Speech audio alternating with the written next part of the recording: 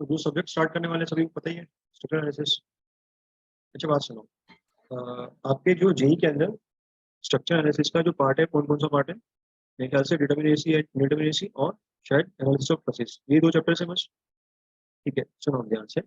ऐसा नहीं है कि हम लोग जेई के पर्सपेक्टिव से पढ़ेंगे। जो ये दोनों चैप्टर्स हैं मैं आपको कंप्लीट कराऊंगा, बट सिर्फ जेई के लिए आपको ये दो चैप्टर्स पढ़ने हैं। अगर आपको कंटिन्यू करना हुआ तो हम बाद में जितने भी आपके ए के चैप्टर्स हैं या फिर जो ईएस का सिलेबस होता है उसको कवर कर लेंगे। Is it clear to everyone? आप ऐसा मत सोचना कि सर जेई के लिए पढ़ा, नहीं, जो दोनों चैप्टर्स मैं आपको पढ़ाऊंगा वो कंप्लीट पढ़ाऊंगा जैसे अब तक पढ़ते आए हैं हम लोग। ठीक है बात? और इसमें मेरे ख्याल से हमें शायद 10 to 12 क्लास लगेंगी। जेई के अंदर आपका स्ट्रक्चर कोई सवाल नहीं होगा इसके बाद, क्योंकि हम लोग क्लास में करने क्या वाले हैं, क्वेश्चन करने वाले हैं। एक और चीज का ध्यान रखोगे, क्लास में जो भी आपको थ्योरी बताई जाएगी, आप कोई भी बुक पकड़ोगे, चाहे वो आप गुप्ता गुप्ता लगाओ चाहे ब्यूथ लगाओ, आपको कंप्लीट लगानी है वो तब। क्योंकि स्ट्रक्चर में ऐसा नहीं है कि आपने थ्योरी पढ़ ली और क्वेश्चन प्रैक्टिस नहीं किए तो आपको कॉन्फिडेंस आएगा, बिल्कुल भी नहीं आएगा। आपको कॉन्फिडेंस ही तभी आएगा जब आप नंबर ऑफ क्वेश्चन प्रैक्टिस करोगे। हाँ, उन नंबर ऑफ क्वेश्चन को प्रैक्टिस करने से पहले आपको थियोरटिकल पॉइंट एक एक दिमाग में क्लियर होना चाहिए। ऐसा नहीं है, क्योंकि बहुत बच्चे, देखो मुझे पता है बच्चे क्या करते हैं, बच्चे स्ट्रक्चर में क्वेश्चन देख के थ्योरी बनाते हैं। हाँ या ना, सही बोल रहा हूँ ना ये चीज? क्योंकि आपको कंप्लीट थ्योरी नहीं पता होती तो आप ये मान लेते हो कि जो बुक में जिस बंदे ने क्वेश्चन सॉल्व किया हुआ है वो एकदम सही सॉल्व किया हुआ है, और उसी चीज को आप अपने नोट्स में ऐड कर लेते हो, तो वो आपको काम नहीं करना। आपको यहाँ पे कंप्लीट नॉलेज दिया जाएगा, उस कंप्लीट नॉलेज के हिसाब से आप क्या करोगे, क्वेश्चन सॉल्व करोगे। ठीक है?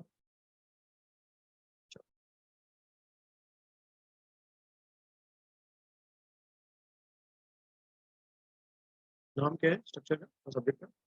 Structure analysis.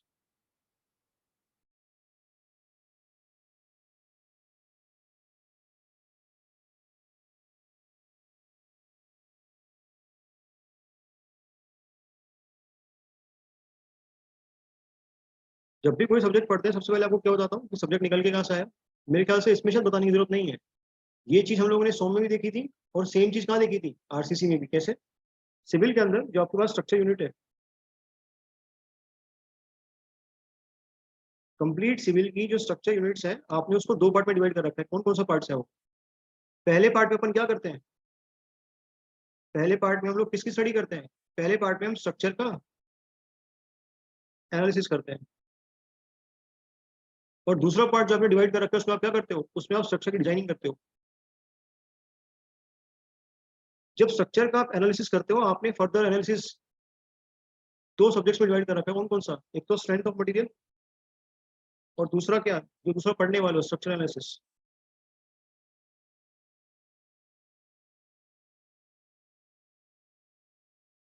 डिजाइनिंग के अंदर ऑलरेडी एक सब्जेक्ट कंप्लीट कर चुके हैं, कौन सा? इनफैक्ट दो कर चुके हैं। कौन कौन से? आरसीसी, और कौन सा, प्री स्ट्रेस कॉन्क्रीट। क्या यहाँ पे हमने कोई भी बात करी थी एनालिसिस की? क्या मैंने आपको सिखाया था बेंडिंग मोमेंट कैसे निकालते हैं या शेयर फोर्स कैसे निकालते हैं? हमने ये चीजें जो सोम में निकाली थी उनको यूज किया था, क्या निकालने के लिए? बीम की मोमेंट ऑफ रेजिस्टेंस निकालने के लिए, बीम की शेयर शेयर कैपेसिटी निकालने के लिए। कहने वाला आपने क्या किया था, आपने वहां पे स्ट्रक्चर के डिफरेंट डिफरेंट कंपोनेंट्स की डिजाइनिंग करी थी, आपने बीम बनाई थी वहां पे, आपने कॉलम बनाया था वहां पे, आपने फुटिंग बनाई थी वहां पे। और मेरे ख्याल से अब ये शायद एक एक बात आपको दिमाग में क्लियर होगी मैं क्या कहना चाहता हूँ। और इसी में दूसरा सब्जेक्ट कौन सा होता है? अगर मैं मटेरियल कंक्रीट से शिफ्ट कर दूं स्टील पे, क्या नाम पड़ जाएगा? Design of steel structures. Design of steel structures.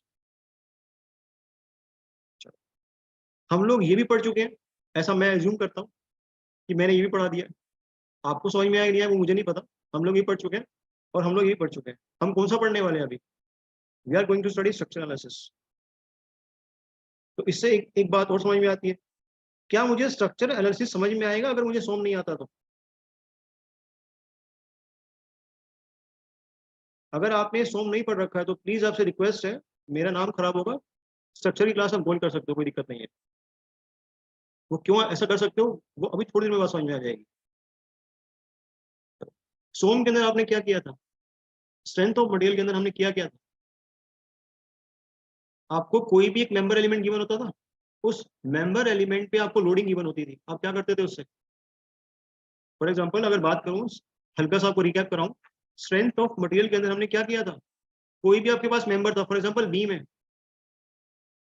Like this, इस बीम के ऊपर आपको क्या दी होती थी, इस बीम के ऊपर आपको लोडिंग दी होती थी। पहली बात तो भी सारी बातें आएंगी, ये देखो ध्यान से।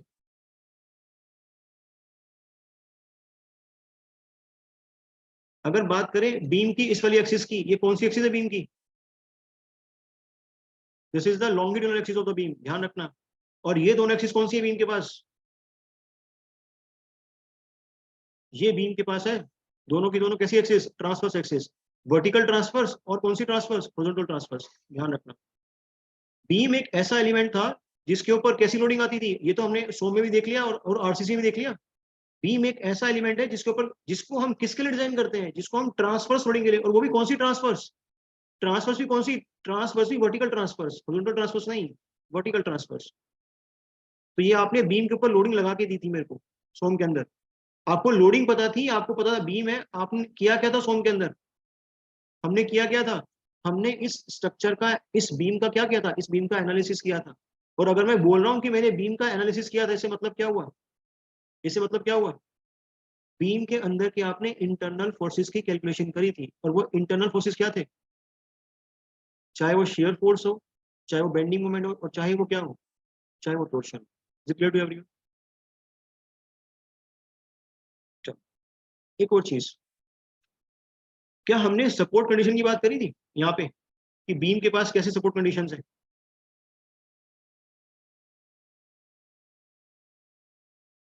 क्यों, ऐसा क्यों, एक बात जरा बताना, क्या बिना सपोर्ट कंडीशन पता किए तुम बीम के अंदर क्या इंटरनल फोर्सेस पता कर पाओगे, पता ही नहीं कर पाओगे, पता ही नहीं कर पाओगे। तो सबसे पहले आपके पास क्या गिवन था, सबसे पहले आपके पास एक्सटर्नल लोड गिवन था, उस एक्सटर्नल लोडिंग के कारण आपने क्या निकाला था, आपके पास एक्सटर्नल लोडिंग गिवन थी, उस एक्सटर्नल लोडिंग की हेल्प से आपने क्या निकाला था, आपने सपोर्ट रिएक्शंस को निकाला था, आपने सपोर्ट रिएक्शंस को निकाला था। आपने सपोर्ट रिएक्शंस को कैसे निकाला था, किस इक्वेशन की हेल्प से, हम लोग सपोर्ट रिएक्शंस को किन इक्वेशन की हेल्प से निकालते हैं, इक्विलिब्रियम इक्वेशन की हेल्प से। एक बात समझो ध्यान से, सोम के अंदर, सोम के अंदर क्या हमने सारे के सारे support reaction only with the help of equilibrium equation निकाल लिए थे क्या, स्ट्रेंथ ऑफ मटेरियल के अंदर, अरे निकाल लिए थे, बिल्कुल निकाले थे भाई। स्ट्रेंथ ऑफ मटेरियल के अंदर हमने जितने भी सपोर्ट रिएक्शन थे, वो सिर्फ और सिर्फ किसकी हेल्प से निकाल लिए थे, वो सिर्फ और सिर्फ इक्विलिब्रियम इक्वेशन की हेल्प से निकाल लिए थे। ऐसे स्ट्रक्चर्स को क्या बोलते हैं, ऐसे स्ट्रक्चर्स को बोलते हैं डिटर्मिनेट स्ट्रक्चर, डिटर्मिनेट स्ट्रक्चर। अभी डिटर्मिनेसी सिर्फ आपको इतनी ही पता है, जब स्ट्रक्चर अभी पूरा एनालिसिस करेंगे ना, तो ये भी बताऊंगा, जो डिटर्मिनेसी होती है वो एक्सटर्नल भी होती है और इंटरनल भी होती है। आपको एक ब्रीफ आइडिया देता हूँ, ये जो सपोर्ट रिएक्शंस हैं, ये जो सपोर्ट रिएक्शंस हैं, अगर आप इनको निकाल पाओ, अगर आप इनको निकाल पाओ with the help of only equilibrium equation, तो आप क्या बोलोगे, आपका स्ट्रक्चर डिटर्मिनेट है, लेकिन कैसा डिटर्मिनेट है, वो एक्सटर्नली डिटर्मिनेट है। फॉर एग्जाम्पल, देखो बात समझो, आपने सारे के सारे सपोर्ट रिएक्शन निकाल लिए, सपोर्ट रिएक्शन निकालने के बाद आप क्या निकालते हो, एक बार आपको सपोर्ट रिएक्शन पता चल गई, आप क्या निकालते हो उसके बाद, आप उसके बाद बीम के अंदर जो इंटरनल फोर्सेज हैं, क्या क्या, शेयर फोर्स, बेंडिंग मोमेंट और क्या, टोर्शन मोमेंट, इन्हीं को बोलते हो आप लोग, यही निकालते हो। अगर बात सुनो ध्यान से, एक बार अगर आपको एक्सटर्नल रिएक्शन पता चल गए और आप इंटरनल फोर्सेस को इजीली कैलकुलेट कर पा रहे हो only with the help of equilibrium equation, क्या बोल दो स्ट्रक्चर कैसा है, इस बार फिर से वापस बोल दोगे स्ट्रक्चर कैसा है, डिटर्मिनेट है, बट कैसा डिटर्मिनेट है इस बार स्ट्रक्चर इंटरनली डिटर्मिनेट है, एक्सटर्नली डिटर्मिनेट तो था ही था, साथ में कैसा है वो, साथ में इंटरनली डिटर्मिनेट भी है। Is it clear to everyone? क्या ऐसा जरूरी है, बात सुनो ध्यान से, क्या ऐसा जरूरी है कि आपने सपोर्ट रिएक्शन तो पता कर लिए with the help of equilibrium equation only, but support reaction पता करने के बाद आप स्ट्रक्चर के इंटरनल फोर्सेस को पता नहीं कर पा रहे, क्या पॉसिबल है कि नहीं, पॉसिबल है ना। आपने स्ट्रक्चर के रिएक्शंस को पता कर लिया, आपने स्ट्रक्चर के जो सपोर्ट रिएक्शंस हैं इनको पता कर लिया with the help of equilibrium equations only, structure क्या बोलोगे, कैसा स्ट्रक्चर है, आप बोल दोगे स्ट्रक्चर डिटर्मिनेट तो है, बट कैसा डिटर्मिनेट है, वो एक्सटर्नली डिटर्मिनेट है, बट सपोर्ट रिएक्शन पता करने के बाद उसका इंटरनल फोर्सेस का आप पता नहीं कर पा रहे, सिर्फ इक्विलिब्रियम इक्वेशन यूज करके, क्या बोल दोगे स्ट्रक्चर कैसा है, स्ट्रक्चर इनडिटर्मिनेट है, बट कैसा इनडिटर्मिनेट है, इंटरनली इनडिटर्मिनेट है। Is it clear to everyone? तो हमने सोम के अंदर किस टाइप का स्ट्रक्चर डिस्कस किया था, हमने सोम के अंदर कंप्लीटली डिटर्मिनेट स्ट्रक्चर एनालिसिस किया था, मतलब जो एक्सटर्नली भी डिटर्मिनेट था और जो इंटरनली भी क्या था, डिटर्मिनेट था। Is it clear to everyone? क्या ये आपको बात समझ में आई सबको? वो सारे स्ट्रक्चर जिसके ना तो सपोर्ट रिएक्शंस और ना ही अंदर के इंटरनल फोर्सेस को आप सिर्फ और सिर्फ इक्विलिब्रियम इक्वेशन की हेल्प से सोल्व नहीं कर पाते, क्या बोलते हैं उन स्ट्रक्चर्स को? उनको बोलते हैं इनडिटर्मिनेट स्ट्रक्चर्स। नाम में लिखा हुआ है डिटर्मिनेट, जिसको आप डिटरमाइन नहीं कर पा रहे हो, क्या नाम पड़ जाएगा? Indeterminate structure. तो फिर कैसे एनालिसिस करेंगे उनका? फिर हमारे पास दो और इक्वेशंस होती है, क्या बोलते हैं उनको? क्या बोलते हैं? कंपैटिबिलिटी इक्वेशन और क्या, एनर्जी इक्वेशन बता रखी है आपको। तो जहां पे जिस स्ट्रक्चर को सॉल्व करने में तीनों इक्वेशन यूज हो, इक्विलिब्रियम इक्वेशन भी यूज हो, कंपैटिबिलिटी भी यूज हो और क्या हो, साथ साथ एनर्जी इक्वेशन भी यूज हो, उन टाइप के स्ट्रक्चर को आप क्या बोलते हैं? उन टाइप के स्ट्रक्चर को बोलते हैं indeterminate structure. Is it clear to everyone? और चाहे वो एक्सटर्नली भी हो सकते हैं इंडिटर्मिनेट और इंटरनली भी हो सकते हैं। क्या आपको ब्रीफ डिस्कशन क्लियर है? क्या हमें ये समझ में आया कि हमने सोम में क्या पढ़ा था और अब हम क्या पढ़ने वाले हैं? अभी इस पूरे टॉपिक के अंदर जो आपके पास यूनिट है स्ट्रक्चरल एनालिसिस, उसमें हम किस टाइप के स्ट्रक्चर की बात करेंगे? उसमें हम जनरली इनडिटर्मिनेट टाइप के स्ट्रक्चर की बात करेंगे, और वो इनडिटर्मिनेट एक्सटर्नली भी हो सकता है और इंटरनली भी हो सकता है, या दोनों भी हो सकता है। Is it clear to everyone?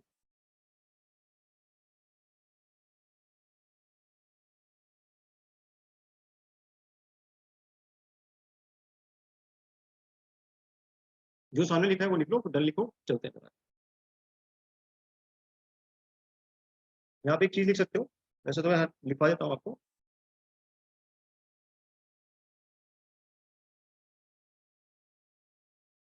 Structure can B analysed bye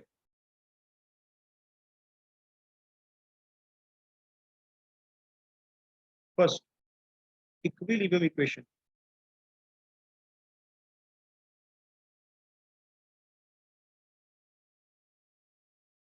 compatibility compatibility conditions, और तीसरा क्या होता है? Energy equation.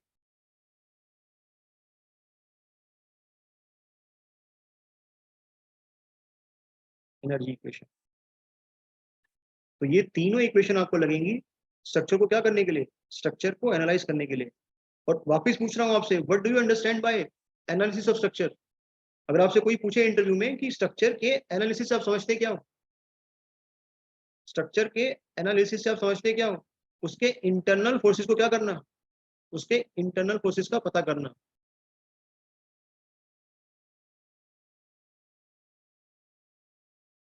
एनालिसिस मींस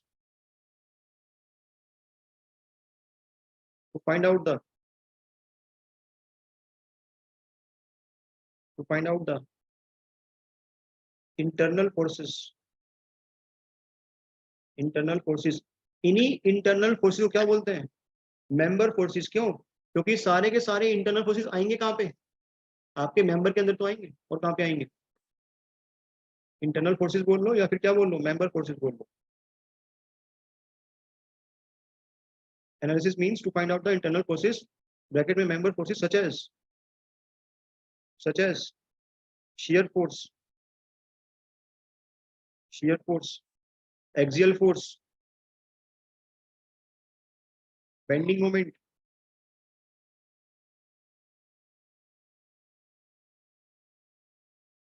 और टॉर्शनल मोमेंट,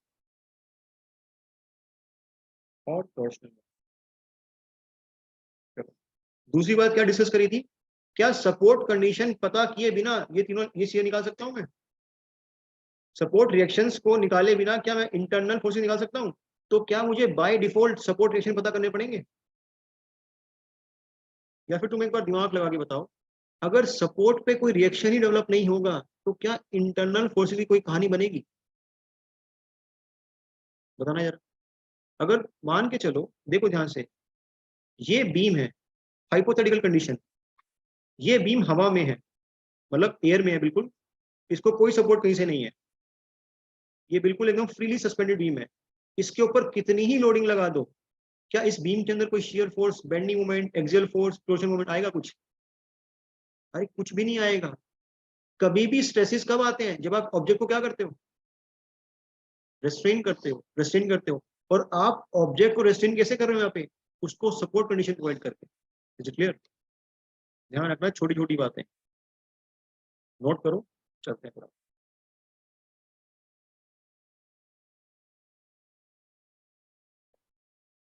तुम्हें बातें सब क्लियर है अभी तक? बिल्कुल सिंपल बातें, कुछ नहीं है अभी तक तो।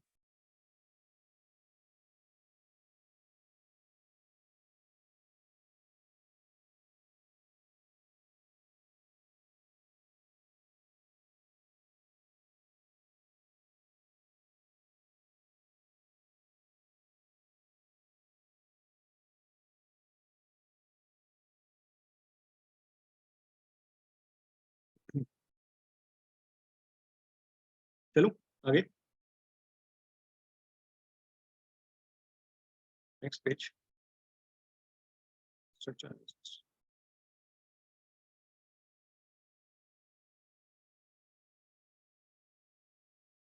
आज की जो क्लास है बिल्कुल बेसिक जाएगी, तो परेशान मत होना कि सर ये तो हमें आता है। अच्छी बात आता है, सुन लो बैठ के कोई बात। स्ट्रक्चर एनालिसिस में सबसे पहला पॉइंट, स्ट्रक्चर क्या होता है? What is structure? जल्दी बताओ कमेंट करके। स्ट्रक्चर वर्ड, स्ट्रक्चर एनालिसिस जो वर्ड है आपके पास में कंप्लीट, हमने ये तो देख लिया कि एनालिसिस का मतलब क्या होता है, कि मेंबर फोर्सेस को निकालना, लेकिन स्ट्रक्चर क्या होता है? कॉम्बिनेशन ऑफ यूनिट्स, बिल्कुल सही बात है। और कोई?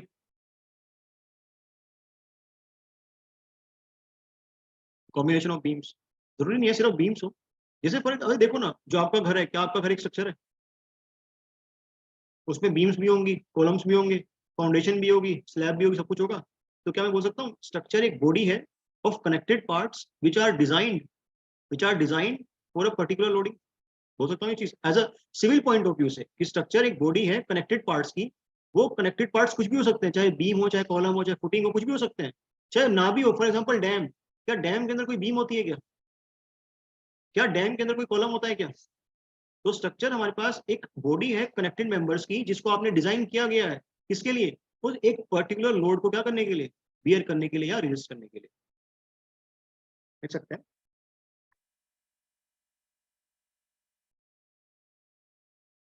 सही बात है नीरज, एकदम सही बात है। बस पर्टिकुलर बीम नहीं बोलोगे ना, जरूरी नहीं है कि आपके स्ट्रक्चर में सिर्फ बीम ही हो, हमेशा लिखोगे। Structure can be defined as,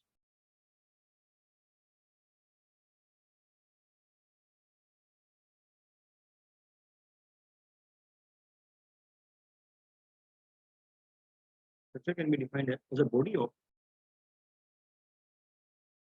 connected parts,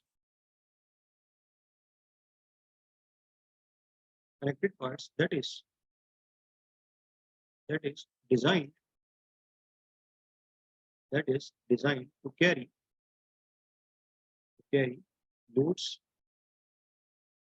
is designed to carry loads even if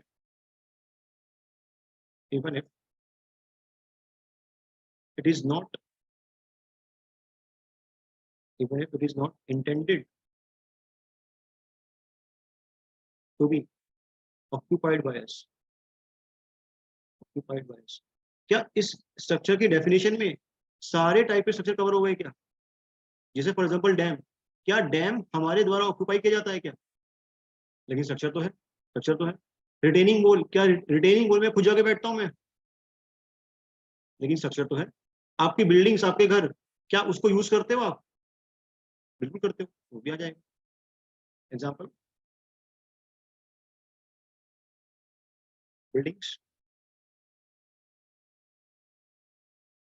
bridges, dams,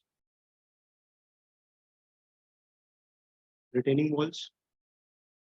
और क्या लिख सकता हूँ कैनाल्स, क्या कैनाल भी एक स्ट्रक्चर है जो आपने बनाया था पानी का लोड बियर करने के लिए? कैनाल्स। और क्या हो सकता है, एग्जाम्पल दो और। सिर्फ सिविल के एग्जाम्पल देना। स्ट्रक्चर तो बहुत सारे हो सकते हैं, लैपटॉप स्ट्रक्चर है, कंप्यूटर एक स्ट्रक्चर है। सिविल के स्ट्रक्चर बहुत बढ़िया, railways and roadways.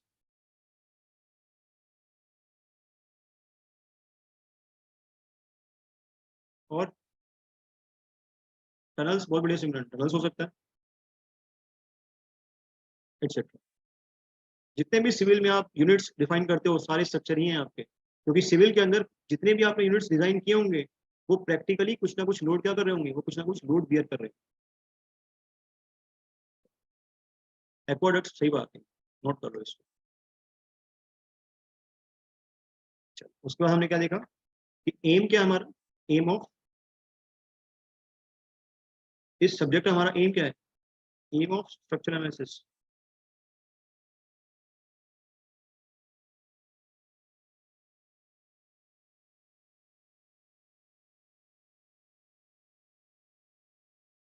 To find the to find the internal forces, internal मत लिखो, कंप्लीट लिख लो, क्योंकि उसमें जो रिएक्शंस हैं सपोर्ट के वो भी आ जाएंगे। To find the forces and moments in various components, in various components और parts of the structure, parts of the structure basically क्या है। अब ध्यान से देखो बात, इसको थोड़ा सा और ब्रॉड कर दिया, क्योंकि अगर मैं बात करूं पार्ट्स ऑफ द स्ट्रक्चर की, तो सपोर्ट भी स्ट्रक्चर का पार्ट होंगे क्या। अगर बात करें पार्ट ऑफ द स्ट्रक्चर की, जो सपोर्ट आप लगा रहे हो वो भी क्या हो जाएंगे, वो भी स्ट्रक्चर का पार्ट होंगे। और जो स्ट्रक्चर के अंदर मेंबर होंगे, क्या वो भी स्ट्रक्चर का पार्ट है क्या, पार्ट हो जाएगा। तो पार्ट ऑफ द स्ट्रक्चर में क्या आ जाएगा, आपके मेंबर्स भी आ जाएंगे और सपोर्ट्स भी आ जाएंगे। सपोर्ट कंडीशंस और मेंबर्स, मेंबर्स या एलिमेंट्स जो आपने यूज कर रखे हैं स्ट्रक्चर को बनाने के लिए। आसान लग रहा है, अब तक कुछ दिक्कत तो नहीं आ रही किसी को। सब्जेक्ट बहुत आसान भी है, कुछ है ही नहीं इसके अंदर। सबसे आसान टॉपिक सिविल में सॉल्व और स्ट्रक्चर ही है, कुछ नहीं करना, ये कुछ रटना तो है नहीं इसके अंदर। अगर आपकी प्रैक्टिस है तो सवाल बना लोगे आप, अगर आपको चीजें विजुअलाइज होती है तो समझ जाओगे सब्जेक्ट।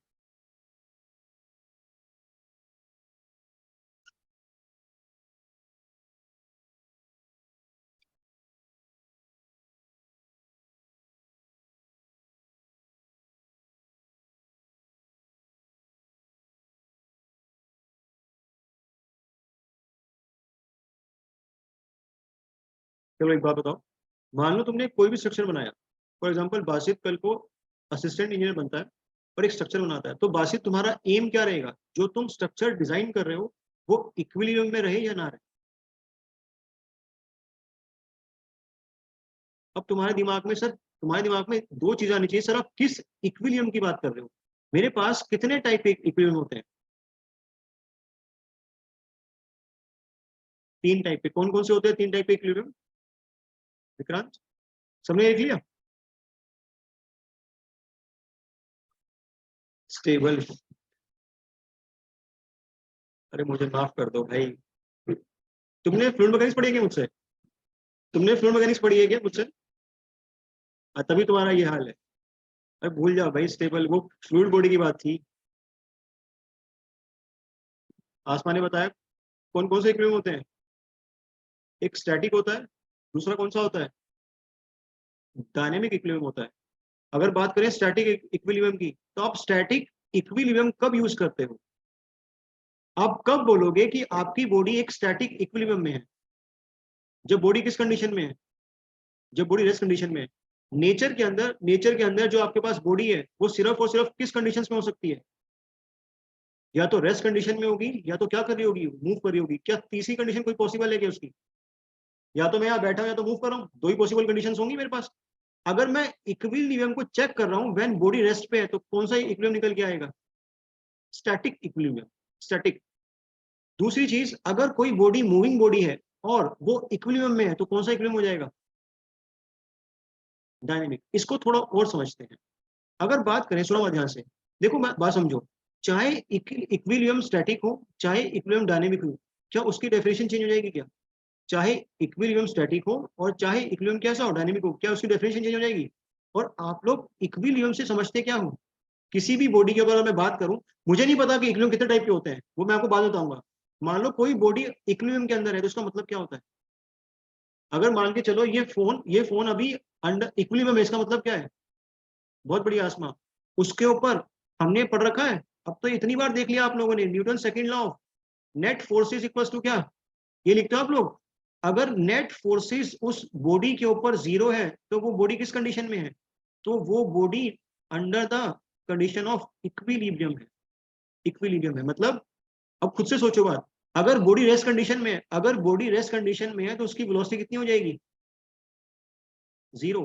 अगर बॉडी के पास वेलोसिटी 0 है तो कमेंट करना उसकी एक्सेलरेशन पे कितनी निकल के आएगी? 0। तो ये क्वांटिटी क्या बन जाएगी? 0 बन जाएगी। तो अपने आप नेट फोर्सेस क्या निकल के आएंगे?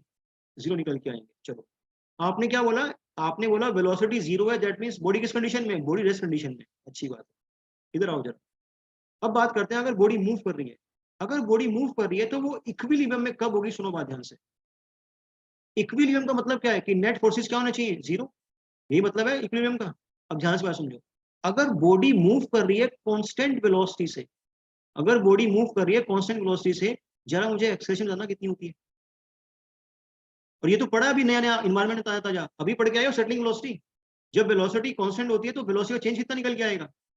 अगर पार्टिकल की वेलोसिटी कांस्टेंट है, मतलब v1 किसके बराबर है? v2 के बराबर है, तो चेंज कितना निकल के आएगा? v1 minus v2। चेंज निकल के आएगा 0। अगर एक्सेलरेशन 0 है, अगेन ये टर्म कितना हो जाएगा? अगेन ये टर्म 0 बन जाएगा। और वापस से जो समेशन ऑफ नेट फोर्सेज है वो क्या निकल के आएगा? 0 निकल के आएगा। तो क्या बोल सकता हूं कि बॉडी डायनेमिक इक्विलिब्रियम में तभी होगी जब वो कांस्टेंट वेलोसिटी मूव कर रही होगी। अगर उसकी वेलोसिटी टाइम के साथ चेंज कर रही है तो क्या वो बॉडी इक्विलिब्रियम में हो सकती है? कभी नहीं हो सकती। ध्यान रखना इस चीज का बस। क्या तुम्हें दोनों टाइप के इक्विलिब्रियम क्लियर है? इससे ज्यादा बेसिक से बताने की जरूरत है क्या, या समझ में आती है आपको इतनी चीजें? अच्छी बात, बहुत बढ़िया। क्योंकि इससे ज्यादा बेसिक तो मुझे भी नहीं आता, मैं हाथ जोड़ कर ही क्लास बंद करता सीधे।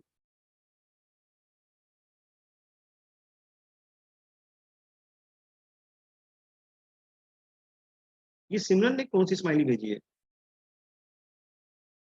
पता नहीं क्या क्या भेजते रहते हैं लोग।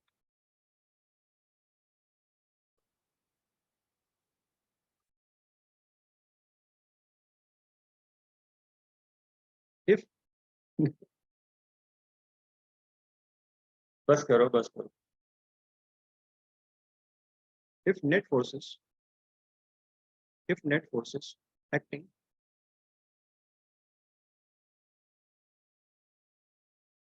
On the body is 0। इस स्टेटमेंट को कैसे लिखते हैं mathematically? Summation F x, summation F क्या? ये लिखना सही है या ये लिखना सही है? बताना। या ये दोनों लिखना सही है? दोनों सही है, क्योंकि हमने 10th के अंदर सिर्फ फोर्सेस पढ़े थे। कोई जरूरी नहीं है कि आपकी जो बॉडी है उसके ऊपर सिर्फ फोर्सेस एक्ट करें, मूवमेंट भी एक्ट कर सकता है। आई बात समझ में? वो दोनों लिखोगे ध्यान से। लेकिन हम बोलते वक्त क्या यूज करेंगे? सिर्फ हम बोलते वक्त सिर्फ फोर्सेस यूज करेंगे, ध्यान रखना। If net forces acting on the body is 0, then the body is said to be in, is said to be in equilibrium condition, is said to be in equilibrium.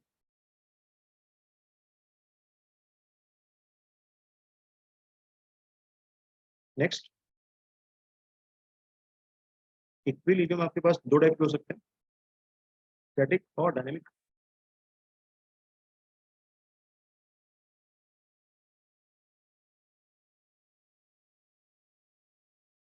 Static equilibrium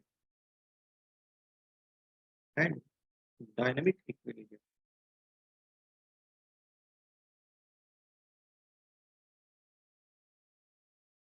it is applicable है,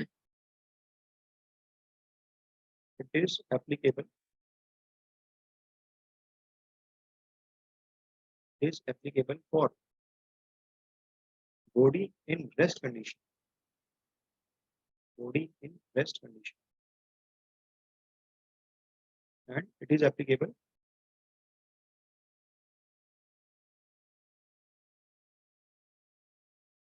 when body is moving, body is moving with a constant velocity, with a constant velocity. चलो, कुछ examples दो उन bodies का जो rest condition में होती है, एग्जांपल देना जरा सिविल के पॉइंट ऑफ व्यू से, आपकी बिल्डिंग्स, क्या किसी बिल्डिंग को देखा टायर लगाते हुए चलते हुए कांस्टेंट वेलोसिटी से? और क्या हो सकता है? डैम्स, पता लगे आज डैम चंडीगढ़ में, कल जम्मू कश्मीर पहुंच गया, डैम्स, रिटेनिंग वॉल्स, ये सारे के सारे कैसे ऑब्जेक्ट्स हैं? ये सारे के सारे ऑब्जेक्ट्स रेस्ट कंडीशन में हैं, और आपने इन ऑब्जेक्ट्स की डिजाइनिंग कैसे कर रखी है? आपने इन ऑब्जेक्ट्स की डिजाइनिंग इस हिसाब से कर रखी है, ये सारे के सारे ऑब्जेक्ट्स किस कंडीशन में हैं? ये सारे के सारे ऑब्जेक्ट्स इक्विलिब्रियम कंडीशन के अंदर है, मतलब इनके ऊपर नेट फोर्सेस कैसा है? जीरो है। इनके ऊपर नेट मोमेंट कैसा है? जीरो है, ध्यान रखना। तो स्ट्रक्चर के अंदर जितना भी हम स्ट्रक्चर पढ़ने वाले हैं उसमें कौन सा इक्विलिब्रियम यूज करोगे, डायनेमिक या स्टैटिक? आप लोग स्टैटिक इक्विलिब्रियम यूज करोगे, क्योंकि हमारे जितने भी स्ट्रक्चर्स हैं उनकी वेलोसिटी क्या निकल के आती है? जीरो निकल के आती है, मतलब वो रेस्ट कंडीशन में। इसके एग्जांपल दो जरा। एयरक्राफ्ट, एयरक्राफ्ट, क्या एयरक्राफ्ट मूव करता है कांस्टेंट वेलोसिटी से? बिल्कुल कर सकता है, क्या दिक्कत है? कार्स, और क्या? Trains, etcetera. तो ये वो सारे ऑब्जेक्ट्स हैं जिनके ऊपर आप क्या अप्लाई कर सकते हो? जिनके ऊपर आप डायनेमिक इक्विलिब्रियम कंडीशन अप्लाई कर सकते हो। तो ये इतना डिटेल में आपको इसलिए बताया क्योंकि जो स्ट्रक्चर आपका सब्जेक्ट है ये किस कंडीशन के अंदर आएगा? ये स्टैटिक इक्विलिब्रियम के अंदर आएगा। It comes under static equilibrium condition. Note कर।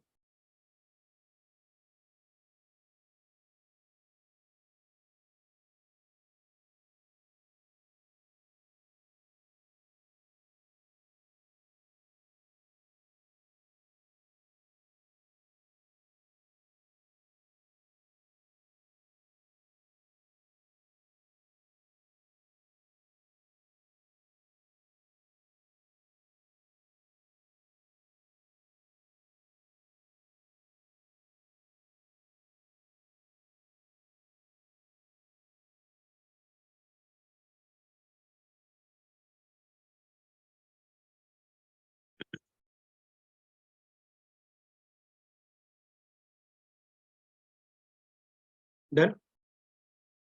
सबको क्लियर है कि इक्विलिब्रियम का मतलब क्या होता है? चलो अच्छी बात है। इसी इक्विलिब्रियम से क्या डेवलप होती है? इसी जो आपने वर्ड लिखा हो इक्विलिब्रियम, इससे क्या डेवलप होती है? इससे इक्विलिब्रियम इक्वेशन डेवलप होती है। और वो किस पे डिपेंड करती है? जो भी आप यहाँ पे इक्विलिब्रियम इक्वेशन लिखोगे किस पे डिपेंड करती है? वो इस चीज पे डिपेंड करती है कि आपने जो बॉडी ली हुई है वो किस कंडीशन में है, मतलब वो 2D के अंदर है या फिर किसके अंदर है, वो 3D के अंदर। Is it clear?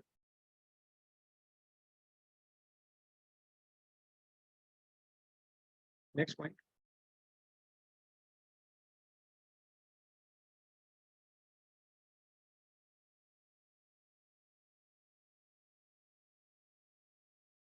Two dimensional structure.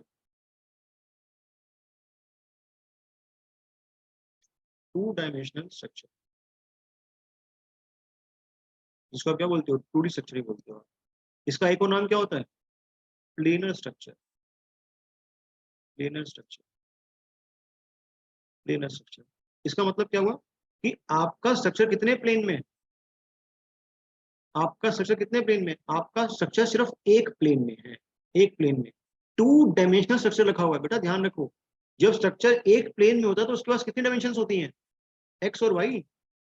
अरे भूल गए क्या? जब स्ट्रक्चर एक ही प्लेन में है तो कितनी डायमेंशन है इसके पास में? एक्स और वाई। अरे हाँ ना। या फिर जरूरी है कि वो एक्स वाई प्लेन में होगा? इस वक्त जो स्ट्रक्चर है आपका किस प्लेन में हो? X Y. कोई जरूरी नहीं है, हो सकता है आपका स्ट्रक्चर वाई जेड प्लेन में हो। आपका स्ट्रक्चर किस प्लेन में हो? जेड एक्स प्लेन में हो। क्लियर बात सबको? अगर आपका स्ट्रक्चर 2D कंडीशन में है तो आपके पास नंबर ऑफ इक्विलिब्रियम इक्वेशन कितनी होंगी? फॉर एग्जांपल अगर मैं बात करूं आपका जो स्ट्रक्चर है वो एक्स वाई प्लेन में है। अगर हमारा स्ट्रक्चर एक्स वाई प्लेन में है तो उसके पास नंबर ऑफ इक्विलिब्रियम कंडीशन कितनी होंगी? तीन होंगी। कौन कौन सी होंगी? तीन। कौन कौन सी तीन इक्वेशन होंगी? तुम्हारे सामने मैंने एरो तक बना रखे हैं। एफ एक्स एफ वाई, कैसे पता चला तुम्हें एफ वाई और एफ एक्स कैसे पता चला? कितनी डायमेंशन है यहाँ पे? तुम समेशन ऑफ फोर्सेस कहाँ चेक करोगे? क्या तुम समेशन ऑफ फोर्सेस इस एक्स में चेक करोगे? है ना? क्या तुम समेशन ऑफ फोर्सेस को इस एक्स में चेक करोगे? क्या लिखोगे कि समेशन ऑफ इक्विलिब्रियम में होने के लिए जो समेशन है एक्स के अंदर वो क्या होना चाहिए? वो जीरो होना चाहिए, सीधी सी बात है। और कौन सी डायमेंशन है यहाँ पे? और कौन सी डायमेंशन है? सॉरी, और कौन सी डायरेक्शन है? वाई डायरेक्शन है। जरा बता ना, वाई डायरेक्शन में भी समेशन ऑफ फोर्सेस क्या होना चाहिए? जीरो होना चाहिए। क्या ये सिर्फ दो ही कंडीशन एग्जिस्ट कर रही है क्या यहाँ पे? नहीं, क्यों? क्योंकि जो मैंने तुम्हारे सामने प्लेन बनाया वो किस एक्सिस के अबाउट रोटेट कर सकता है? क्या वो यहाँ पे अगर मैं एक परपेंडिकुलर लाइन बनाऊं, देखो ध्यान से बात, ये परपेंडिकुलर लाइन इस प्लेन के अंदर से जा रही है इस तरीके से, देखो ध्यान से।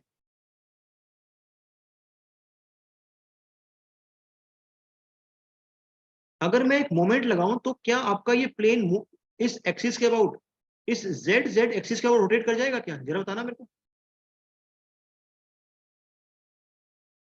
अगर मैं, सुनो ध्यान से बात, अगर मैं इस पे एक मोमेंट लगा दूं या एक फोर्स लगा दूं तो क्या ये पूरा प्लेन घूम जाएगा कि इस एक्सिस के अबाउट? फॉर एग्जाम्पल बना के दिखाता हूं आपको, देखो ध्यान से।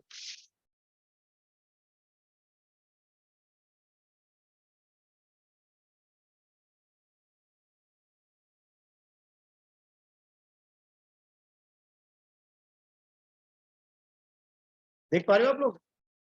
आपके सामने एक्स एक्सिस है, वाई एक्सिस है। Is it clear?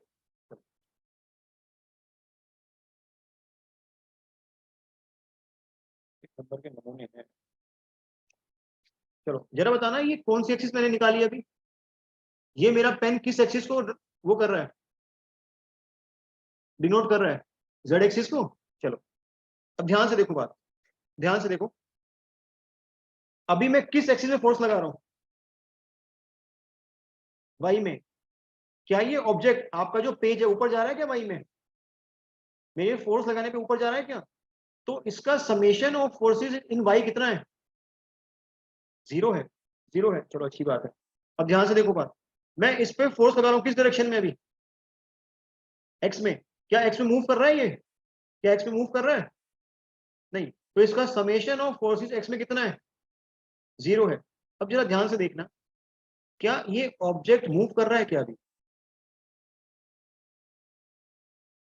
ये, क्या ये मूव कर रहा है क्या अभी? चेक करो ध्यान से। और क्या रोटेट कर रहा है क्या ये? क्या रोटेट कर रहा है कि ये किस एक्सिस के अबाउट रोटेट कर रहा है? वो कौन सी एक्सिस है जिसके अबाउट रोटेट कर रहा है? Z axis. अगर मैं कुछ ऐसा अरेंजमेंट कर दूं, फॉर एग्जांपल अगर मैं इसको यहां से पकड़ लूं, अगर मैं इसको यहां से पकड़ लूं और यहां से रोटेट करने की कोशिश करूं, क्या अब रोटेट कर रहा है ये? इमेजिन करना, यहां से पकड़ लिया मैंने, क्योंकि मेरे दो ही हाथ है, तीन हाथ नहीं है। एक मैंने पेन पकड़ रखा पीछे, यहां से मैंने पकड़ रखा है और यहां से मैं रोटेट करने की कोशिश कर रहा हूं, क्या रोटेट होगा ये? क्या रोटेट हो गया? तो तुम क्या बोलोगे, तुम्हारा ये कंप्लीट पेज किसके अंडर हो गया? ये complete page under the action of क्या है? इक्विलिब्रियम में, क्योंकि समेशन एफ एक्स भी जीरो है, समेशन एफ वाई भी जीरो है। लेकिन तुमने मोमेंट किस एक्सिस के अबाउट लिए? तुमने मोमेंट लिए जेड एक्सिस के अबाउट। आई बात समझ में आप लोग को? जो मोमेंट निकल के आती है किसके अबाउट निकल के आई? वो ये मोमेंट निकल के आई summation of M Z equals to क्या? जीरो। तो अगर आप स्टडी कर रहे हो किसी भी प्लेनर स्ट्रक्चर को, तो हमारे पास कितनी इक्विलिब्रियम कंडीशन है? हमारे पास सिर्फ और सिर्फ तीन कंडीशन है। और वो डिपेंड करती है किसके ऊपर, आपने प्लेन कौन सा चूज किया। फॉर एग्जाम्पल अगर आपके सामने लिखूं प्लेन वाई जेड, अगर आपके पास वाई जेड प्लेन होता तो कौन कौन सी कंडीशन होती, जरा मुझे बताना कमेंट में लिख के। अगर मेरे पास वाई जेड प्लेन होता तो क्या होता? क्या summation F Y equal to zero निकल के आता? बिल्कुल आता निकल के। क्या summation F Z equal to निकल के आता? जीरो, बिल्कुल निकल के आता। और क्या होता? Summation M X equal to क्या निकल के आता? जीरो निकल के आता। तो कौन सी कंडीशन आएंगी ये डिपेंड करेगा कि कौन सा प्लेन आप चूज कर रहे हो, मतलब आपका स्ट्रक्चर किस प्लेन के अंदर है। Is it clear to everyone? अच्छी।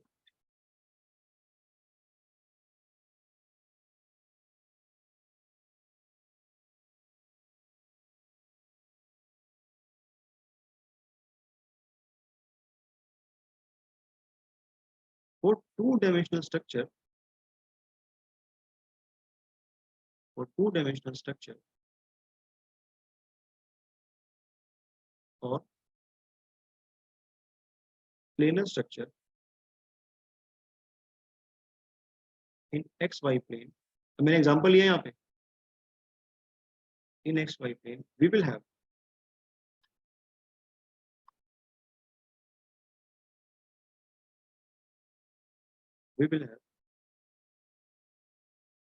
three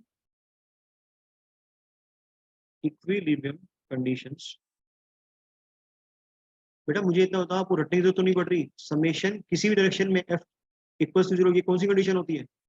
समेशन f किसी भी डायरेक्शन में 0 कौन सी कंडीशन है ये? और यही तो इसी को तो बोल के आए हो पीछे आप. इसी चीज को तो आप क्या बोल के आए हो? इक्विलिब्रियम बोल के आए हो. तो यहाँ पे आपके पास कितनी कंडीशन है इक्विलिब्रियम के लिए? 1 2 और क्या 3. क्योंकि summation of m equals to 0 इसको भी आपने क्या बोला था? इसको भी आपने under the condition of equilibrium लिखा हुआ था पीछे. ध्यान रखना.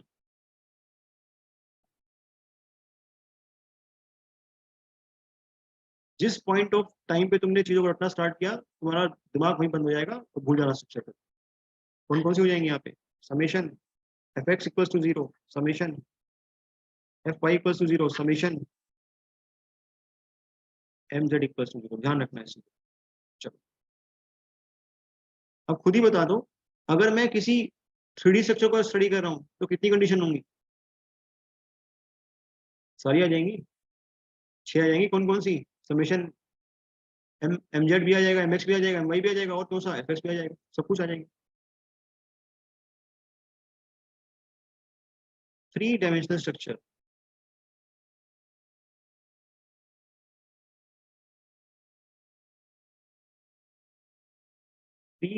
स्ट्रक्चर,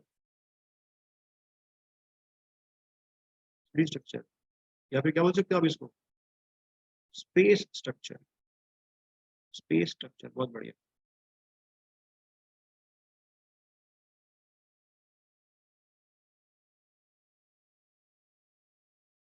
और space structures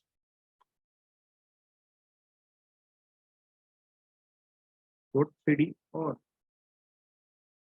space structures we have 6 equilibrium conditions.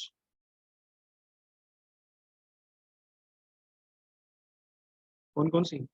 Summation F X equals to 0, summation F Y equals to 0, summation F Z equals to 0, summation M X equals to 0, summation M Y equals to 0 and summation M Z equals to 0. ध्यान रखना आपके direct objective है सारे के सारे. आपके पास 6 conditions होंगी. तो कौन कौन सी है सामने लिखी हुई है.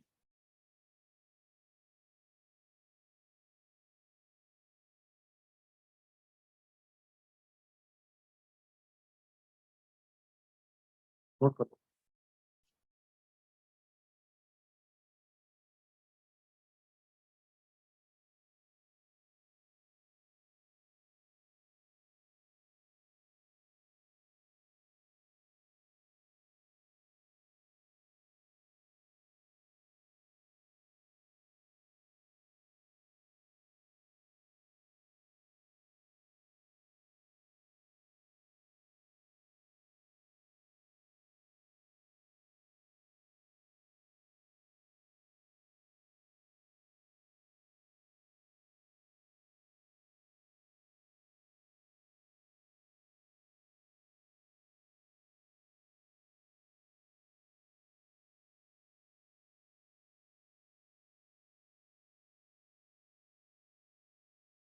तो डन हो गया. स्ट्रक्चर को एनालाइज करने के लिए जो फर्स्ट टाइप की इक्वेशन चाहिए होती है इक्विलिब्रियम, सबको क्लियर है कहां से आती है? नेक्स्ट देखो. नेक्स्ट कौन सी थी हमारे पास में? Compatibility conditions. अब ये ध्यान से समझना वरना पूरी सिविल हो जाएगी, झूमते रहोगे इसमें क्या चीज है. और मुझे अच्छे से पता है ये कभी क्लियर नहीं होती किसी. Compatibility conditions.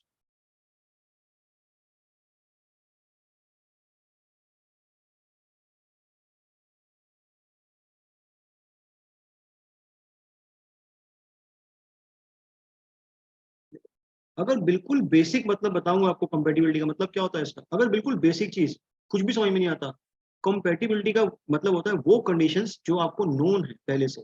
मतलब वो आपके, अगर आपको नोन क्यों है, अगर समझो कहां से कंपैटिबिलिटी का मतलब, कंपैटिबिलिटी कंडीशंस क्या होती हैं?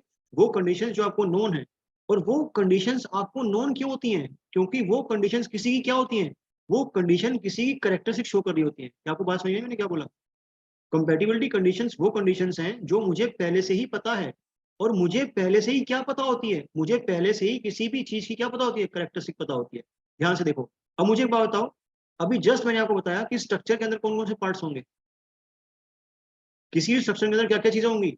एक तो मेंबर्स होंगे और दूसरा क्या होगा? दो ही पार्ट्स होंगे स्ट्रक्चर के अंदर। एक तो मेंबर्स होंगे और दूसरे क्या होंगे? सपोर्ट्स होंगे, यही दो होंगे। तीसरा कोई चीज होगी क्या? बताना जरा। स्ट्रक्चर के अंदर कोई तीसरी चीज होगी? कोई तीसरी चीज नहीं होगी। तो कंपैटिबिलिटी कंडीशन सपोर्ट के लिए भी होगी, और कंपैटिबिलिटी कंडीशन किसके लिए होगी? मेंबर के लिए भी होगी। फॉर एग्जांपल ध्यान से देखो बात अभी, मैं ये मान रहा हूं आपको हल्का सा स्ट्रेंथ ऑफ मटेरियल पता है। देखो ध्यान से, फॉर एग्जांपल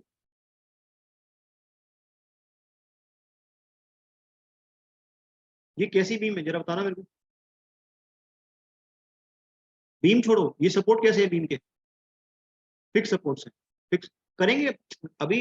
ऐसा मत समझो कि मैंने आपको बता दिया, नहीं करेंगे सपोर्ट्स को भी।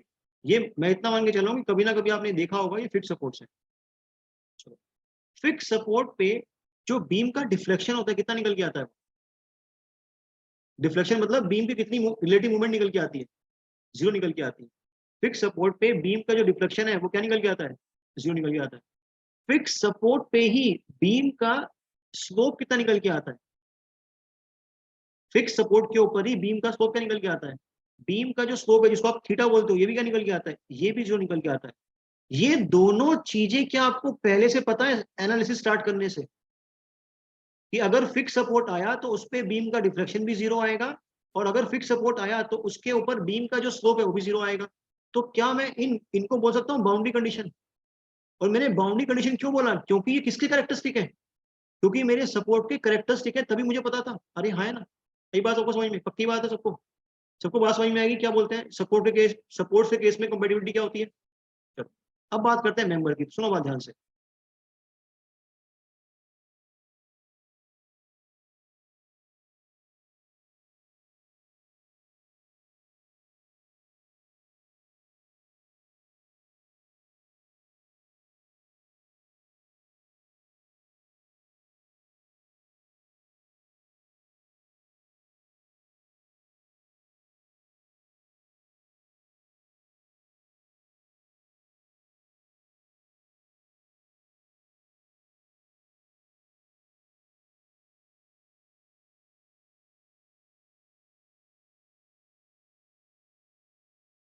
एक ही एग्जांपल से आपको समझ में आ जाएगा कि क्या बोलना चाहता हूँ।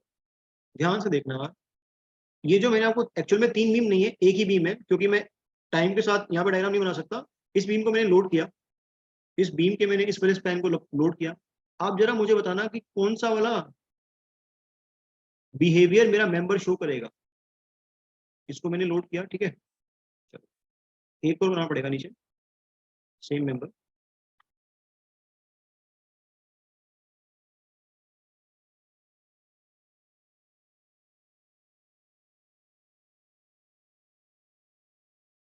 नाम दिया आपने इस बीम को ए बी सी, सिर्फ आपने ए बी स्पैन को लोड किया हुआ है। चलो देखो ध्यान से बात, मैं यहाँ पे तीन केस बनाऊंगा, आपको वो ये बताना है कि कौन सा केस सही है, ए बी सी।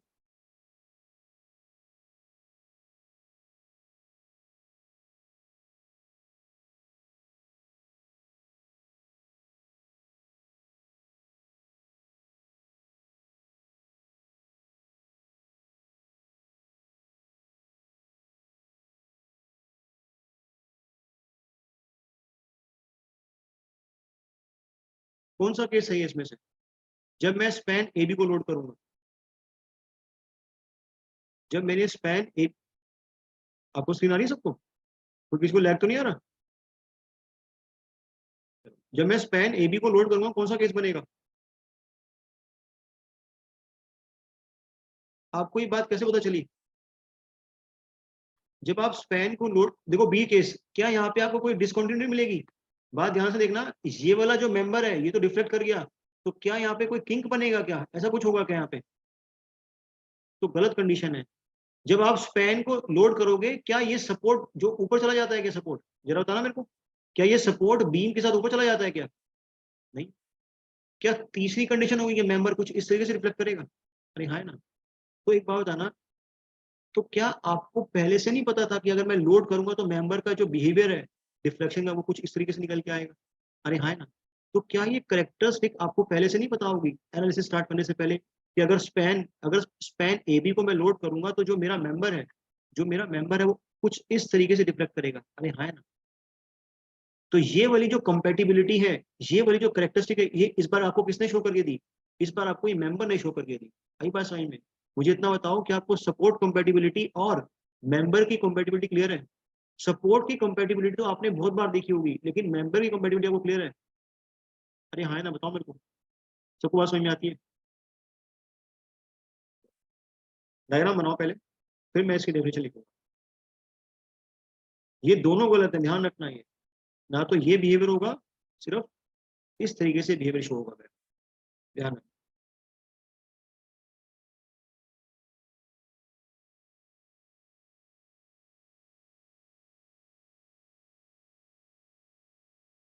अब तो बस डेफिनेशन लिखनी है जो बुक में लिखी होती है, लेकिन एक्चुअल में कंपैटिबिलिटी क्या होती है ये आपके दिमाग में क्लियर होना चाहिए।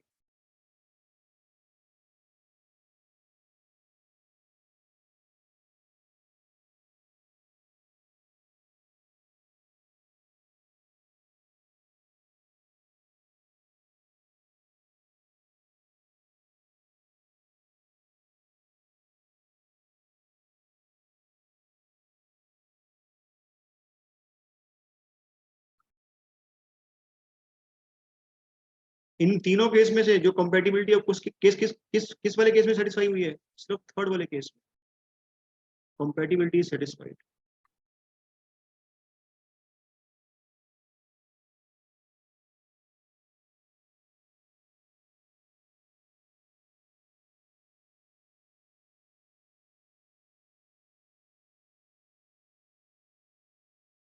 Compatibility is satisfied.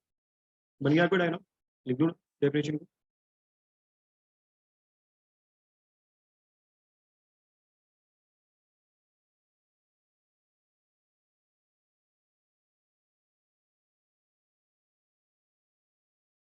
जो डेफिनेशन अभी लिख रहा हूँ एग्जाम में बिल्कुल आपको ऐसी मिलेगी, ध्यान रखना।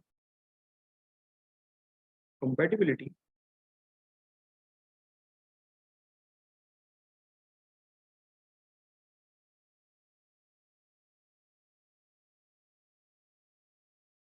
may be termed as, या may be defined as, may be termed as continuity or good fit, continuity और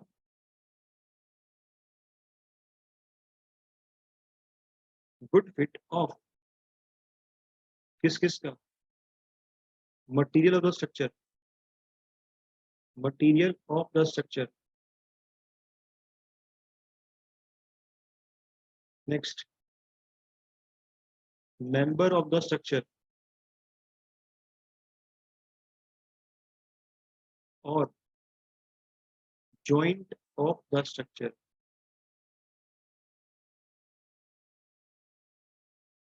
while being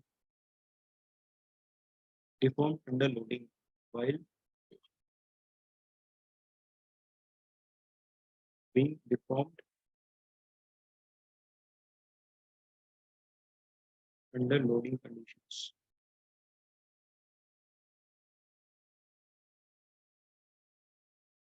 इस तरीके से कुछ लिखा मिलेगा आपको एग्जाम में।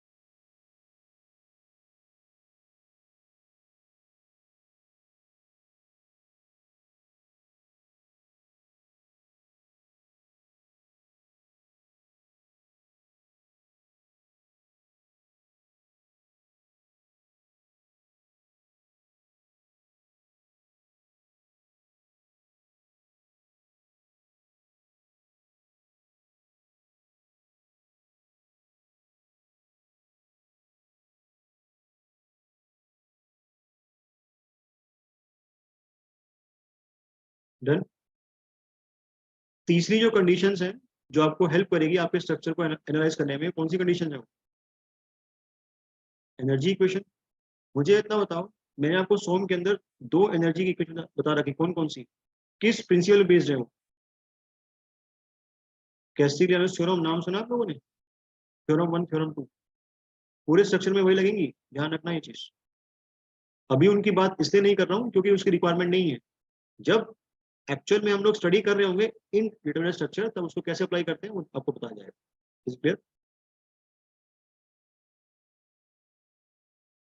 नेक्स्ट इज, हमने देखा कि जो स्ट्रक्चर है वो डिफरेंट डिफरेंट कंपोनेंट से बना हुआ है, तो अब हमें क्या करना है, उन डिफरेंट डिफरेंट कंपोनेंट्स को उठाना है, उनके कैरेक्टरिस्टिक को स्टडी करना है। और कैरेक्टरिस्टिक को स्टडी करने का मतलब क्या है कि वो स्ट्रक्चर का एलिमेंट कैसा है, किस टाइप का वो लोड बियर करता है। एक बात मुझे बताओ, मैं किसी भी स्ट्रक्चर के मेंबर के अंदर फोर्स तभी निकाल पाऊंगा ना इंटरनल, जब मुझे ये पता होगा कि वो किस टाइप का इंटरनल फोर्स उसके अंदर आएगा। या फिर ऐसा बोल सकता हूँ कि वो मेंबर किस टाइप का इंटरनल फोर्स रेजिस्ट करेगा। अरे हाँ, है ना। जैसे फॉर एग्जांपल अगर मैं आपसे बात करूं बीम की, तो मुझे बीम बीम के अंदर पता है कि किस टाइप का इंटरनल फोर्स आता है, कोई बताना जरा मेरे को। अगर मैं बात करूं बीम की और बीम को एनालाइज करने बैठूं, तो बीम के अंदर किस टाइप का इंटरनल फोर्स आता है? शियर फोर्स, बेंडिंग मोमेंट, और क्या क्या आता है? कुछ केसेस में क्या निकल के आता है? टोर्शन मोमेंट निकल के आती है। चलो, अगर मैं बात करूं, ट्रस की, तो ट्रस भी तो क्या एक स्ट्रक्चर ही तो है। ट्रस भी तो खूब सारे एलिमेंट से मिलकर बना हुआ है। तो ट्रस का जो सिंगल सिंगल एलिमेंट है उसके अंदर किस टाइप का इंटरनल फोर्स आता है? सिर्फ और सिर्फ एक्सियल। क्या आपने सुना कि ट्रस का जो एलिमेंट है उसके अंदर शियर फोर्स आता है या बेंडिंग मोमेंट आता है? तो जिन एलिमेंट से ट्रस बना होता है मिलके, वो सिर्फ कौन सा फोर्स रेजिस्ट करते हैं? वो सिर्फ एक्सियल फोर्स रेजिस्ट करते हैं। फॉर एग्जाम्पल, अगर आपका ब्रिज बना हुआ है केबल से, तो केबल एक ऐसा एलिमेंट है जो सिर्फ और सिर्फ कौन सा फोर्स सहन करता है?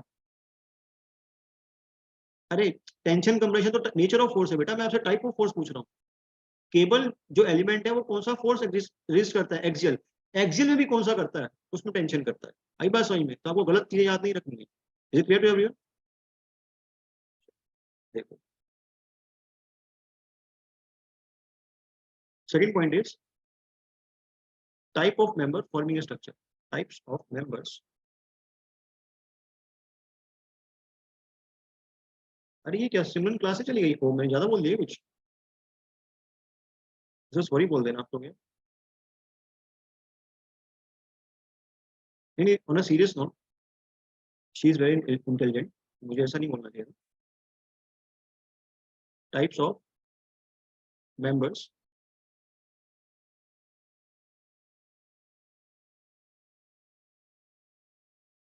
Forming a structure. Types of member forming a structure. Different types के मेंबर्स होते हैं। फर्स्ट इज, अच्छा एक बात बताओ, क्या जरूरी है कि एक ही स्ट्रक्चर में हर एक टाइप का मेंबर प्रेजेंट हो? कोई जरूरी नहीं है, ध्यान रखना। लेकिन हमें तो सारे पढ़ने हैं। First is axial member. Axial member नाम में लिखा हुआ है, कौन सा फोर्स रेज करेगा ये? एक्सियल फोर्स रेज करेगा। मेरे साथ लिखोगे, it is the simplest structural member. It is the simplest structural member.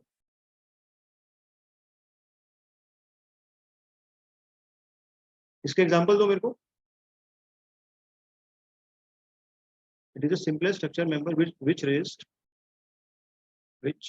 resist axial forces। इसके एग्जांपल दो। टाइज, कहाँ लगी होती है ties?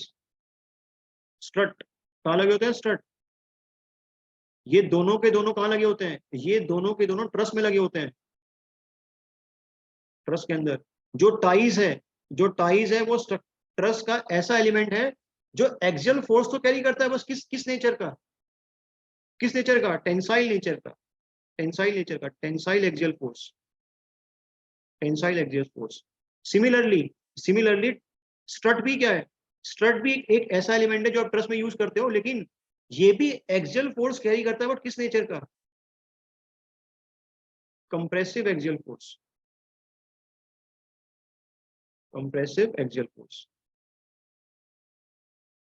compressive axial force. Next point.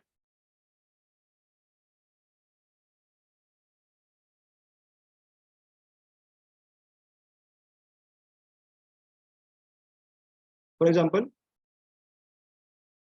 ये आपके सामने टाई या स्टड कुछ भी मान लो आप, मैंने इसको हॉरिजॉन्टल दिखाया है, अच्छी बात है।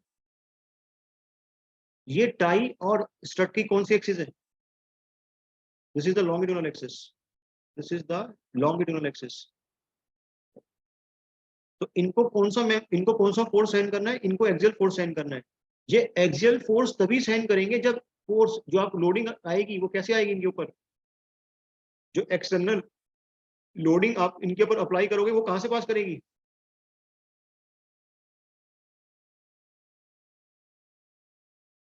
वो कहां से पास करेगी? वो इनकी एक्सिस से पास करेगी। क्या कोई जरूरी एक्सिस से पास कर जाए? क्या कोई जरूरी एक्सिस से पास कर जाए?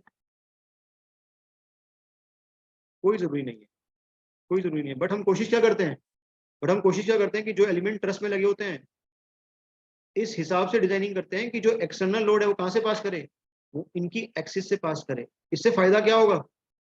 इससे मुझे ये फायदा होगा कि कोई भी मोमेंट निकल के नहीं आएगा। आई बात समझ में आपको? याद करो, अगर आप पी को डिस्प्लेस करोगे, इसेंट्रिसिटी दोगे, मोमेंट निकल के आएगी। पड़ा आरसीसी के अंदर, कॉलम्स के अंदर निकल के आएगी इसेंट्रिसिटी। वही काम करना है यहाँ पे। तो ये एक्सटर्नल लोडिंग है, एक्सटर्नल लोडिंग। तो आपने इनके ऊपर एक्सटर्नल लोडिंग कैसे लगाई? इनकी लॉन्गिट्यूडिनल एक्सिस के अलोंग लगा रखे, ध्यान रखना। This is the longitudinal axis of member,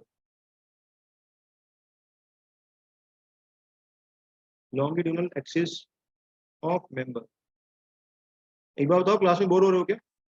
बहुत बेसिक चल रहा है, सिर्फ आज की बात है और शायद कल की बात है, परसों से क्वेश्चन हो जाएंगे तो चालू हो जाएगा।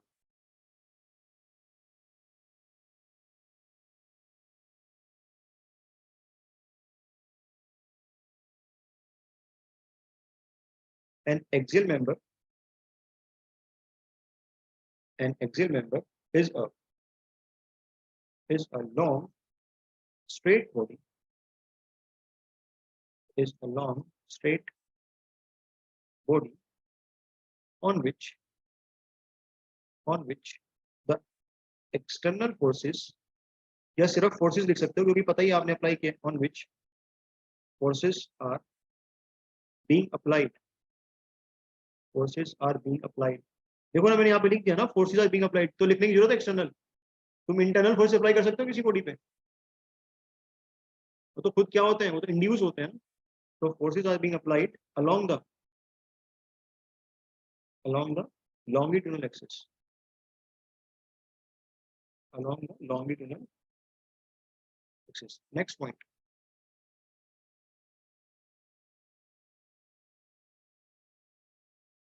ये तो लिख भी दिया। An axial member can support या फिर resist axial force only,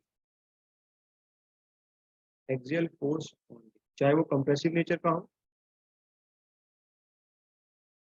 या फिर टेंसाइल नेचर का हो, उससे फर्क नहीं पड़ता। So this is your first element, that is axial member. तो अगर आपसे कोई पूछेगा कि एक्सियल मेंबर क्या होता है, आप कैसे डिफाइन करोगे? एक्सियल मेंबर वो मेंबर है स्ट्रक्चर का जो किस टाइप का लोड सहन करता है? जो एक्सियल लोड सहन करता है। और एक्सियल लोड कौन सा होता है? एक्सियल लोड वो लोड है जो किसके अलोंग आएगा? जो लॉन्गिट्यूडिनल एक्सिस के अलोंग आएगा। ये इसकी कंप्लीट डेफिनेशन बोली जाएगी। सबको बात क्लियर है?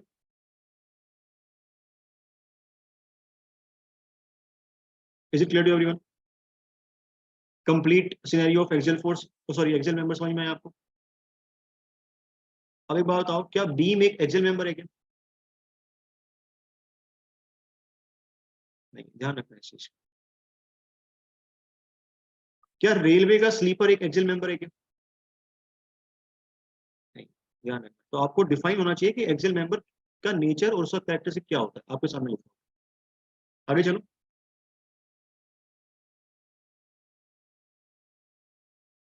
नेक्स्ट इज बीम्स और फ्रेम्स। बीम्स और फ्रेम्स। फ्रेम्स क्या होता है? फ्रेम्स खुद एक स्ट्रक्चर है जो किससे मिलकर बना हुआ है, बीम्स पर कॉलम, बीम्स प्लस कॉलम।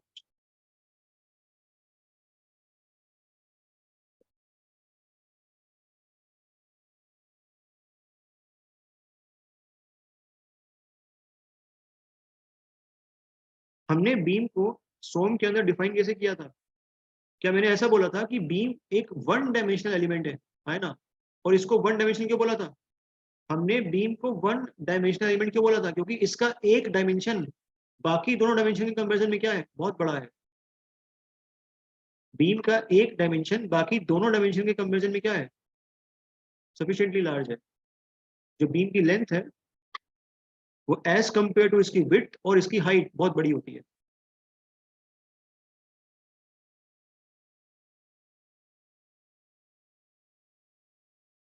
और अगर आपको फ्रेम दिखाऊं 2D के अंदर फ्रेम इस तरीके से, इसकी सपोर्ट कंडीशन कुछ भी हो सकती है। अभी इसमें आपको परेशान नहीं होना कि सर ये क्या चीज है, सर ये क्या चीज है, मैं सब बताऊंगा आपको। सिर्फ अभी एलिमेंट डिफाइन कर रहे हैं हम लोग, सपोर्ट नहीं डिफाइन कर रहे अभी, या जॉइंट्स को डिफाइन नहीं कर रहे अभी। फिर भी एक बात बताना चाह रहा है, कौन सा सपोर्ट लगाया मैंने यहाँ पे नीचे, फिक्स सपोर्ट है, फिक्स सपोर्ट है। ये आपके सामने फ्रेम है, ये इस फ्रेम का कॉलम। एक बात बताना, क्या कॉलम भी एक ऐसा एलिमेंट था, ध्यान से बात समझो, क्या कॉलम भी एक ऐसा एलिमेंट था जिसका एक डायमेंशन बाकी दोनों के कंपैरिजन में क्या निकल के आएगा, ज्यादा निकल के आएगा। अच्छा, ये आपके पास भी है। क्या तुम्हारे दिमाग में एक सवाल आ रहा है कि सर आपने कॉलम को पीछे एक्सेल मेंबर बोला, क्या मैंने कॉलम को एक्सेल मेंबर बोला, क्या मैंने कॉलम को एक्सेल मेंबर बोला क्या, क्यों, अगर अगर बीम से लोड जो कॉलम में पास करेगा उसकी अगर लॉन्गिट्यूडनल एक्सिस से पास नहीं किया तो कॉलम के अंदर क्या निकल के आएगी, कॉलम के अंदर मोमेंट निकल के आएगी। और अगर कॉलम के अंदर मोमेंट आ गई तो क्या शियर फोर्स और बेंडिंग मोमेंट भाग के आएंगे इसके अंदर, ध्यान रखना ये चीज को। मैं रिपीट कर रहा हूं, मैंने क्या बोला, अगर बीम का जो लोड है वो कॉलम की लॉन्गिट्यूडनल एक्सिस से पास कर जाएगा तो कॉलम के अंदर सिर्फ और कौन सा फोर्स आएगा, सिर्फ एक्सियल फोर्स आएगा। किस नेचर का आएगा, किस नेचर का आएगा, कंप्रेसिव नेचर का आएगा। बट अगर बीम का जो लोड है वो एग्जैक्टली कॉलम की लॉन्गिट्यूडनल एक्सिस से मैच नहीं किया तो क्या प्रोड्यूस हो जाएगी, तो एक इसेंट्रिसिटी प्रोड्यूस हो जाएगी। और अगर एक इसेंट्रिसिटी प्रोड्यूस होगी तो क्या एक मोमेंट होएगा पी इंटू ई का, याद करो, पी इंटू ई का, ई क्या था यहाँ पे, ई इसेंट्रिसिटी थी। और अगर एक मोमेंट आएगा तो कॉलम के अंदर क्या जनरेट होगा, तब कॉलम के अंदर शियर फोर्स भी जनरेट होगा और तब कॉलम के अंदर बेंडिंग मोमेंट भी निकल के आएगा। Is clear to everyone.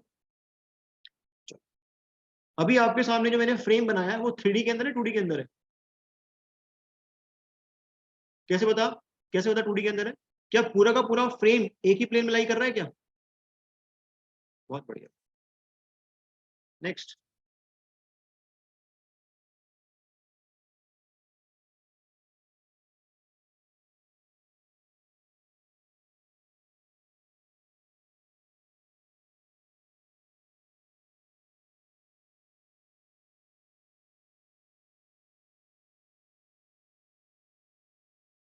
ये किस टाइप का फ्रेम है,